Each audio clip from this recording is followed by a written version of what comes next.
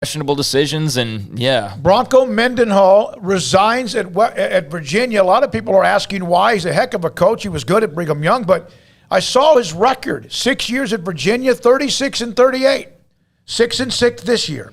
5th consecutive season, bowl eligible during his tenure. I don't know what the expectations are for Virginia. At times, they were pretty good this year. Well, I think the thing is, it's not expected. It's unexpected. So, I mean, for all those wondering why, I mean, I think that's what everybody's doing right now is wondering why, because this was not something that seemed to be, in the works. And, he just very abruptly is out. So maybe some Virginia, locals can fill us in on maybe whatever's been going on there that led to this. But, that's very surprising. That's a really good school, man. That's a really good school and a good location. I mean, there's a ton of talent in VA, especially, Virginia Beach area, which I know Vatek has, hit up plenty of times. And that's an interesting job opening just kind of out of nowhere. Here's their schedule, and ended with 4 consecutive losses to Brigham Young, which was a game that Mendenhall didn't want to have to play because that's where he was from, but it was on the schedule. Notre Dame, Pittsburgh, and Virginia Tech.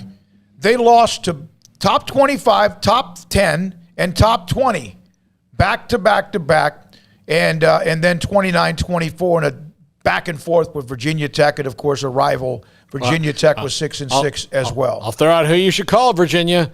Jamie Chadwell. Call him. Yeah. He's right there in the region. I agree, Paul, that it just makes sense that he's in the region, but for a guy who's so on the radar, there's been no blip whatsoever, for any job out there. Yeah. I mean, the only blip there's been with Jamie Chadwell has been the media going, Jamie Chadwell? I mean, that's really, and that's it. There's been no smoke for him going anywhere, despite the fact that he was on that early list of the top 5, best up-and-coming coaches. So I don't know. Maybe it's just he hasn't proven enough yet. Not sure.